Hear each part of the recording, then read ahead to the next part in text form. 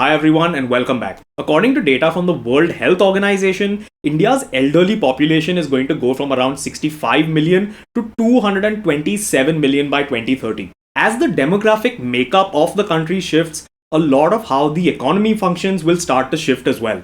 So in today's video, we're going to talk about these forthcoming demographic shifts in India, the silver economy and the effect that it's going to have on the country in general, and finally how the concept of the silver economy is going to play into Indian real estate. So let's get started. A lot of us may have heard about India's demographic dividend, that is the increased number of working age population in the country that we would get in the future. Well, that time has kind of arrived and India is reaping its demographic dividend now. However, this does mean that we are going to have to plan for demographic shifts in the future. Many countries like China and Japan are facing the adverse effects of demographic shifts and especially population aging recently. This is sure to have large scale economic and financial effects on a country as big as India. According to more recent data from the National Statistical Office, by 2031, we will have 19.4 crore senior citizens in our country. This transition is actually dependent on states as well. Certain states like Tamil Nadu and Kerala already have a higher percentage population of seniors in their state as compared to the national average. States like Tamil Nadu and Kerala are projected to have about 20% of their population to be above 60 by 2031. According to a study published in Lancet, from 1990, the life expectancy of the average Indian has increased from 60 years to around 70 years. To add to this, as India becomes more developed, the fertility rates in the country are dropping as well, which means that India's population growth is also not going to increase the same way it was before. So we're in a situation where our population is going to start aging at a slightly faster rate and where Indians are going to be healthier far later into their lives than they were before. What this means is that there is going to be a sizable population of the elderly and senior citizens coming into this country over the next decade. While this shift in demographics can actually pose a challenge for the country, it does present a silver lining as well. And that's where we come to the main topic of this video, which is the silver economy.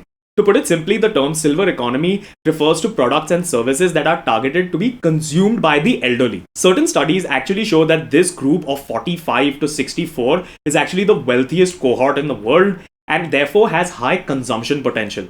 As these demographic shifts take place all over the world, governments are also putting their energy into understanding the potential of the silver economy. In fact, a study conducted by Oxford Economics in the EU shows that the European silver economy could be so large that on its own it would probably be the third largest economy in the world after the US and China. Further, apart from demographic shifts, we have been seeing societal and cultural shifts in India as well. In fact, data from the 2011 census showed that 52% of Indians live in nuclear families, and this number has probably only increased in the last decade. As the amount of nuclear families increase and as the attitude towards them changes, we can expect more and more of the elderly to be living independently and therefore participate in this silver economy as well. Further, as compared to other developed economies, the elder care industry in India is actually underdeveloped and much smaller than its international counterparts. The recognition of the importance of seniors and the silver economy is being shown in the policy push that we're seeing from the government.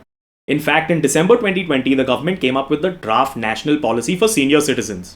This policy aims to set the appropriate regulations and standards for things like tax structures and even subsidized financing. In recognition of the economic potential of the silver economy, the government's also trying to set up an incubator called SAGE, which is known as the Senior Aging Growth Engine. This incubator will promote companies that are creating products and services that will cater directly to the elderly and therefore the silver economy. Now let's come to the connection between the silver economy and real estate in India. As nuclear families increase and as people tend to migrate more across the country for work, it means that more independent seniors will require different kinds of living solutions over the coming decade. Further, reports suggest that in the recent cohort of retirees, people that have just retired, there is a lot more purchasing power in that group. For example, reports make the distinction between people who are working between the ages of 50 and 70, who are at the peak of their consumption, while senior citizens above the age of 70 tend to focus and switch over their consumption more for medical needs. There has always been a bit of stigma in India when it comes to the concept of old age homes. And a recent Housing.com report also talks about how in the past, old age and elderly care homes were pretty much run through the social sector with a primary focus on healthcare. During COVID, a large amount of elderly people found it difficult to get access to medical services or even their daily needs, which is leading to a lot of people having a look at dedicated elderly care facilities that are designed to make their lives more comfortable. This includes a focus on healthcare provision and wellness for the occupants, along with maximizing the amount of social spaces and the amenities provided to these residents. In some senior living communities, this emphasis on community led to the creation of housing units optimized for usable space. The design of such spaces also needs to keep in mind provisions for the service provider to help the residents take care of their basic daily needs. In a conversation with the CEO of a senior living communities company, these facilities were described as being an apartment building at the front and a hotel at the back. In today's market in India, both a sale and rental model for such properties is available. A lot of these developers are selling the flats to consumers along with a higher maintenance fee given the level of services that are being provided. The same Housing.com report also shows that the split is kind of skewed towards outright sale, with 60% of the projects in India in this market being ready for outright sale, with only 27% using the lease model. We mentioned that southern states have a slightly different demographic makeup and may have about 20% of their population as senior citizens by the year 2031.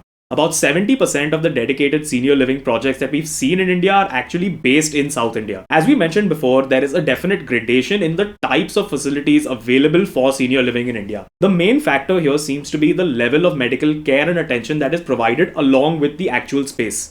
The largest category here seems to be in independent living, with large complexes purposely built by developers with a special focus on healthcare and increased amenities for the residents. Further along this gradation are skilled or nursing care facilities where 24/7 medical support for the occupants are required. Further, this is an end user and service driven industry, which means that there isn't much of an expectation in terms of appreciation or financial gain from the asset as much as there is of quality of life in the community that the person's going to live in.